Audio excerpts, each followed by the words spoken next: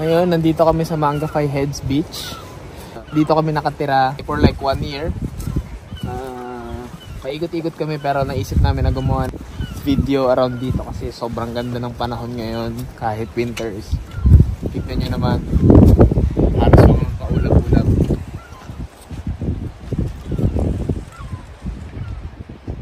Nagdala kami ng mga konting pagkain. So try namin mag-spend ng araw namin dito para na rin ma-relax. Samahan nyo kami. Let's go.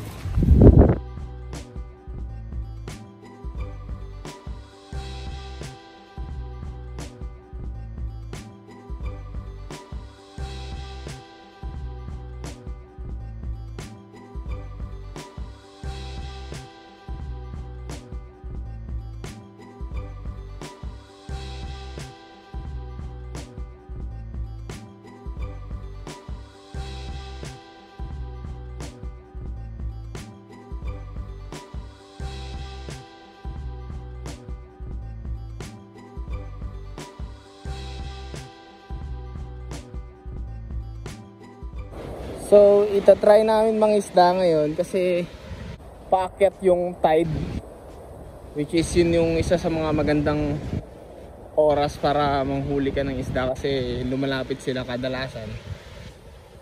At saka sa kakanood namin ng mga YouTube videos paano makahuli ng isda, gigil na kaming mag-fishing. So yun, the best way para magawa namin makahuli ng isda is yung lumabas. At sumakto naman sa day off namin yung sobrang gandang weather na ganito. So ayan si Bella, bitbit ang aming chili bean.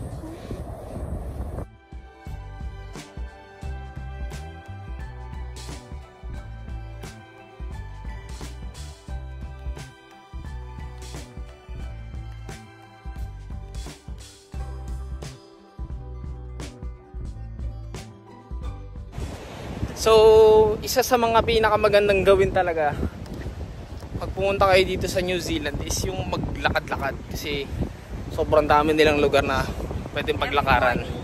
Every morning meron silang agency na namamahala dito sa mga natural resources nila, sa mga ganito nagme-maintain itong mga lugar. So makikita nyo marami talaga mga signages na may mga bawal. Yeah, mga rules na mga bawal at mga pwedeng gawin dito sa beach or sa mga recreational campsite na tinayo nila. So very friendly to yung New Zealand sa mga bago or gustong mahikayat na mag-enjoy ng outdoors. Meron din silang mga toilet minsan sa mga campsite. Ng mga napuntahan namin, halos lahat si toilet na malinis, shower, hot and cold shower, or lalo pag sobrang lamig ng panahon tapos gusto nyo maligo, sobrang maintain nila. So ang trabaho namin dito as turista or mahilig maggala is pangalagaan din or sundin yung mga rules na gusto nila para pangalagaan yung nature na pinipreserve nila. Na malapit na kami. So isang matinding rocky road. Si Bella bitbit yung ano namin, chili bean. May bitbit din naman ako guys, hindi lang kita sa video. So meron akong bag na puno ng equipment kasi itong dalawang fishing rod ko.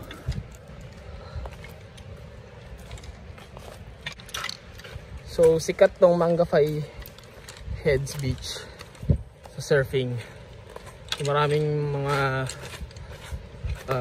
napunta dito para mag-surf. So konting hangin lang is maganda na yung surf agad, which is gustong gusto ng mga tao dito. At marami rin mga surf school nag-o-offer ng mga surfing lesson. Gusto yung mga anak nyo mag-surf or kayo mismo. So yan. Yun na. Halos 4 kilometers siguro itong nilakad namin. Or less. And sana medyo maganda dito. So ayan ay open.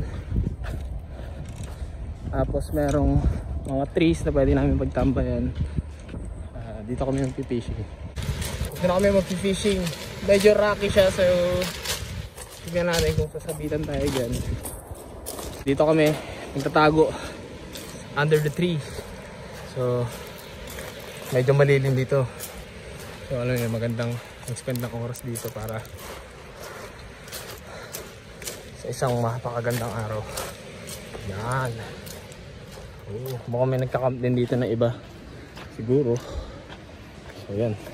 Kami mag set up ng maliit na tambayan, or hindi naman kami pwede mag dito overnight, so day camp lang or parang tambay lang. So na kami ng upuan na konti na pwede kami umupo or humiga, mag-spend ng hapon namin. So yan.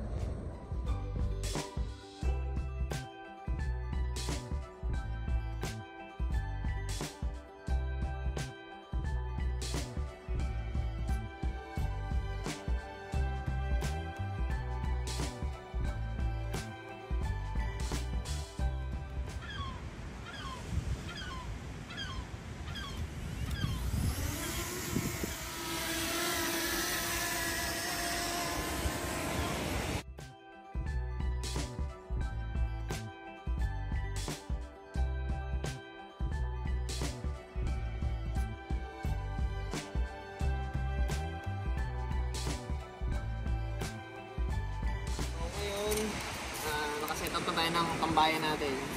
Ngayon tatry naman natin mag-fishing. So siguro magbabato-bato lang tayo dito. Try lang natin kung may mga isda dito nakakagat.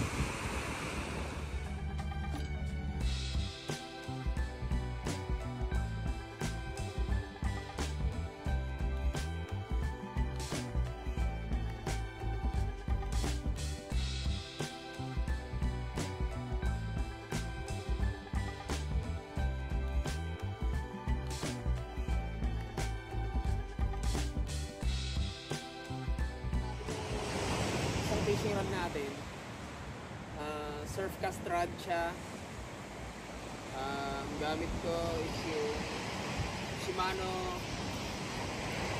Bait Runner 12,000 series. Ginagamit ko rin siya for bait casting, surf casting. Tapos DIY na rig with dalawang hook and 3-ounce sinker. Tapos bait ko is gumamit lang ako ng mga off-cut na fish from last time. So ngayon tatry natin mag-cast doon sa walang masyadong bato. Tignan natin kung magkakaroon ng bite. Sana meron.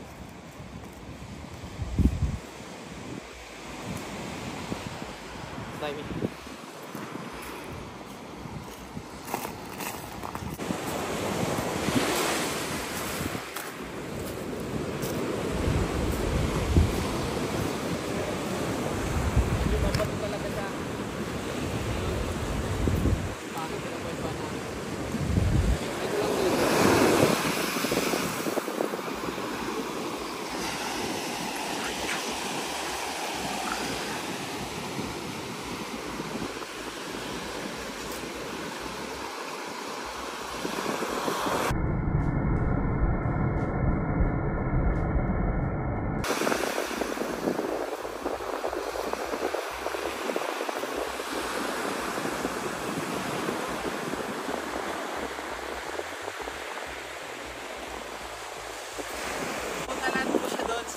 Saan ko gustong parating yung bait ko, so may walang masyadong rocks. Sana set siya doon tapos makita ng mga isda. Tignan natin. Balikan natin mamaya.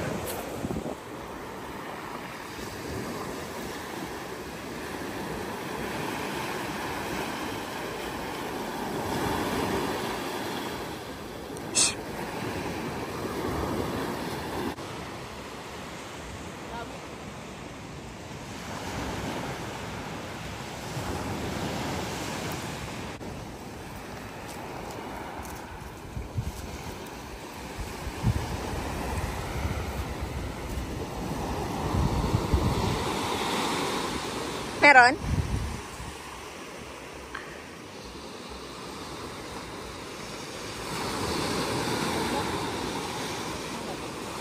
Kanina parang may nakita ako eh.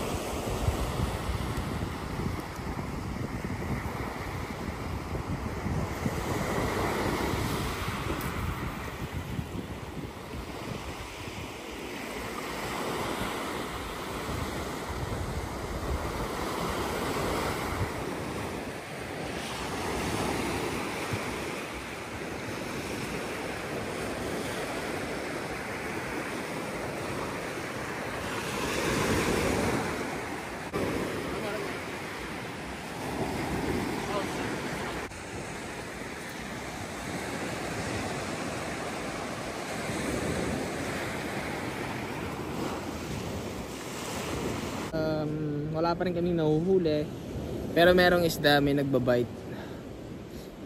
Sumabit yung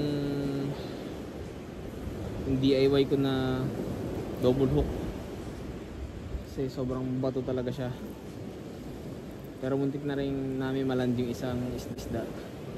So tatry ko naman ng ibang method ngayon. Si Bella, nagso-soft bait siya dito lang sa may bandang kasi pinapractice niya pa yung pagkakast niya. Tignan natin yung lock natin dito.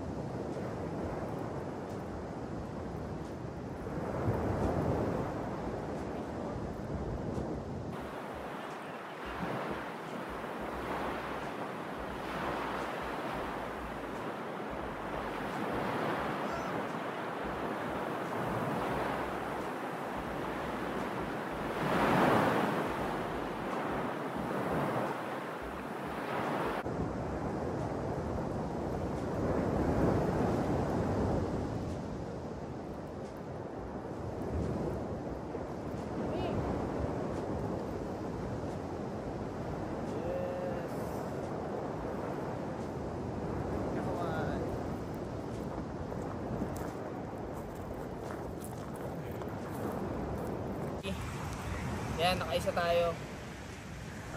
Kahaway, which is yung tinatawag nilang Australian salmon dito sa New Zealand. Ayan. What's sa Australia? So, sobrang taba nito, grabe. Taba nyo. Saktong size lang to.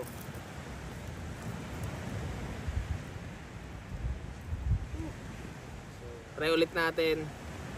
Magkas pa ng isa, baka makakuha pa tayo kasi sobrang maaga pa naman. Woo! So yun na nga. Imagine sa halos like isang oras at kalahati, halos magdadalawa is nahuli na natin yung first fish natin.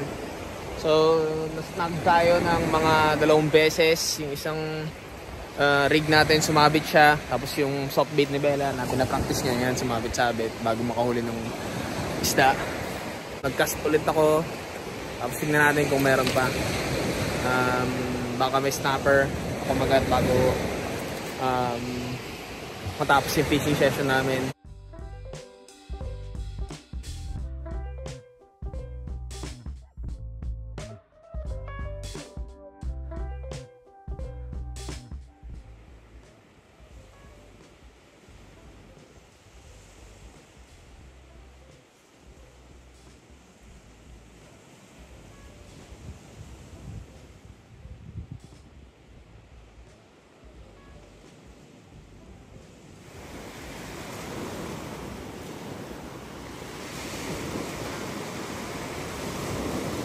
yun na nga. After nung last cast ko is nagkaroon tayo nung bite ulit. Pero nung tinatry ko na siyang hilain, nasnag siya dyan sa may bato. Ito dyan kasi meron parang bato dito banda. So nasnag yung hook dyan. Kasi hindi ko na naman siya mahilaan dahil naputol na siya. So wala tayong magagawa doon. Masaya pa rin naman kasi kahit papaano nakahuli tayo ng isang isda. So sa susunod, so try natin ulit yung medyo mas magandang spot. So first time namin actually nakapunta na ako dito noon pero hindi ko masyadong napansin na ganito yung situation. Fishing, one of the most challenging, frustrating, exciting, and very rewarding na activity na nasubukan ko. Like and subscribe sa mga susunod na video namin ni Bella. So susunod try natin, mas gagalingan pa natin para mas makauli pa tayo ng mga mas malalaki at mas masasarap na isda. So hanggang dito na lang yung video namin. Maraming salamat sa panonood. Bye!